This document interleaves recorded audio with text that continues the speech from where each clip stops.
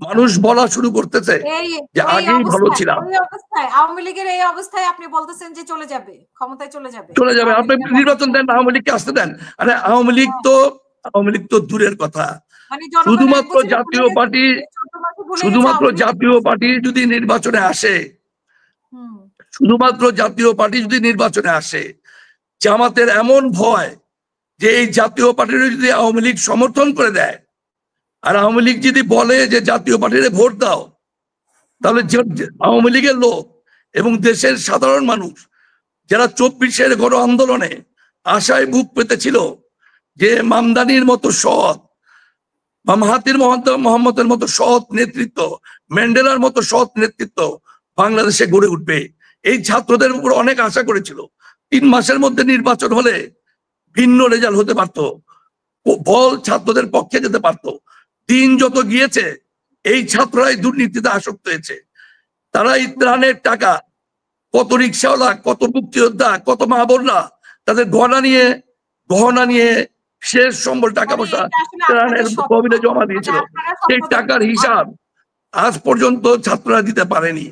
এই জন্য দেশের জনগণ কিন্তু ইউনূস সাহেব এবং বর্তমান সরকারের উপর এবং এই রাজনৈতিক দলগুলোর উপর কিন্তু ফ্যাট আপ। এই ফ্যাট আপের কারণে কিন্তু অনেক কিছু, জাতীয় পার্টি তো অনেকে বলে কিছুই নাই, তাহলে নির্বাচন দিতে দোষ কি?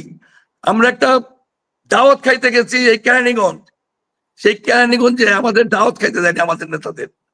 আমরা একটা প্রোগ্রাম করেছি ময়মনসিংহে 12 তারিখ, অলরেডি সেই প্রোগ্রামের বিরুদ্ধে তারা ডিসি, পুলিশ এবং সেখানে বিক্ষোভ করতেছে, আমাদের প্রোগ্রাম করতে দেবে না, আমাদের সাধারণ প্রোগ্রামই করতে দেয় না। কারণ ওদের ভয় জাতীয় পার্টি যদি নির্বাচনে যায় তাহলে এমন ঘোষণা আসতে পারে আওয়ামী লীগ থেকে, দেখা যাবে আওয়ামী লীগের অনেক লোকজন অর্ধেক সিট এমন হইতে পারে জাতীয় পার্টির, যেখানে আওয়ামী লীগের স্বতন্ত্র ক্যান্ডিডেট দাঁড়াইতে পারে, রেজাল্ট ভিন্ন হতে পারে।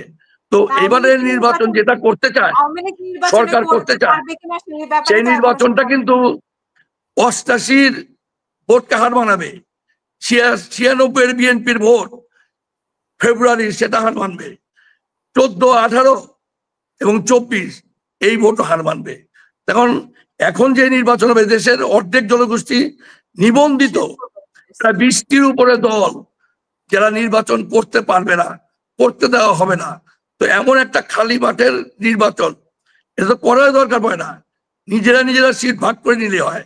পত্র পত্রিকা তো প্রতিদিন আসতেছে যে জামাত বিরোধী দলে থাকতে চায় না, জামাত 40টা সিট বলছে বিএনপি, হয়তো 60টা হইলে 5টা হয়ে যাবে, এনসিপি 10টা বলছে বিএনপি, ওরা 20টা দিলে 5টা যাবে। তাহলে দেশের কোটি কোটি টাকা খরচ করে জনগণকে কষ্ট দিয়ে ভোট করা দরকার কি? এগুলো তো ভাগ বাটোয়ারা করে একটা সংসদ চালিয়ে হয়। এবং একটা জিনিস মনে রাখবেন, আমরা তো আগে ভালো ছিলাম না, কিন্তু এখন আরো ভালো নাই। কেন আওয়ামী লীগের সময় কিছু তো উন্নয়ন হয়েছে, কিছু না, ব্যাপক উন্নয়ন হয়েছে। আগামী 30 বছরে এই উন্নয়ন হবে না, কেন বিদ্যুৎ এখন যায় না।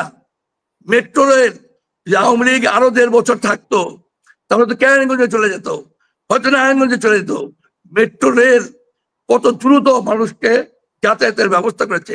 এই যে শত শত হাইওয়ে ব্রিজ, কাজ আর আগে বাড়ে না, 1 তারিখে বই পেয়ে দেওয়া, এগুলো কিন্তু ইউনূস সাহেব দিতে ব্যর্থ হয়েছেন। এই যে বিনামূল্যে বিনা টাকায় জনগণকে ঘর বানিয়ে দেওয়া, পৃথিবীর ইতিহাসে গাদ্দাফির পর শেখ হাসিনা করেছে। কিছু কথা তো বলতে হবে। আর শেখ হাসিনা যে দুর্নীতি করেছে, যে লুটপাট করেছে, বিরোধী দলের কণ্ঠরোধ করেছে, বিরোধী দলকে রাজনীতি করতে দেয়নি, ভোটের অধিকার কেড়ে নিয়েছে, সালমান এফ রহমান এস আলমকে দুর্নীতি করার ক্লিন চিট দিয়েছে। যদি শেখ হাসিনা দুর্নীতি না করতো তাহলে দেশের মানুষকে বসে বসে খাওয়াতে পারতো, বাংলাদেশের মানুষের ঘরে ঘরে শেখ হাসিনার ছবি রাখতো। শেখ হাসিনার ভুল হচ্ছে উনি নিজে দুর্নীতি করেছে, তার দলের নেতা কর্মীকে, ব্যবসায়ীকে দুর্নীতির সুযোগ দিয়েছে, এটা হচ্ছে তার পতনের মূল কারণ। আর এখন আমি আতঙ্ক আওয়ামী লীগকে নিয়ে, এই জন্যে যে আওয়ামী লীগের মুখে ভালো কথা শুনি না। তাদের বলা উচিত ছিল আমাদের ভুল হয়েছে, আমরা পরবর্তীতে ক্ষমতায় আসলে দেশের জনগণকে সাথে নিয়ে দুর্নীতি মুক্ত, সন্ত্রাস মুক্ত, চাঁদাবাজ মুক্ত এবং ভোটের অধিকার আমরা ফিরিয়ে দিব। তারা কি বলে? তারা বলে লিস্ট করো ভাই, লিস্ট করো, কে কি করতেছে লিস্ট করো, এগুলো আমরা দেখে নিব। তো এরপর আওয়ামী লীগ গেল, এখন ইউনূস সাহেব আমরা ভালো নাই, সামনে যেই আসুক অত ভালো থাকবে না। এরপর যদি আওয়ামী লীগ আসে তাহলে আরো ভয়াবহ অবস্থা হবে। তারপরে আমি আতঙ্কগ্রস্ত আওয়ামী লীগের বক্তব্যে। আওয়ামী লীগের কাছে সহানুভূতির বক্তব্য নাই, শুধু হুমকির বক্তব্য। এটা আমাকে আঘাত করে। আমি দেশপ্রেমিক মানুষ, রাজনীতি করা দরকার, রাজনীতি করি, কিন্তু দেশের স্বার্থে কথা বলি। ঠিক আছে, আপনি ভালো থাকবেন।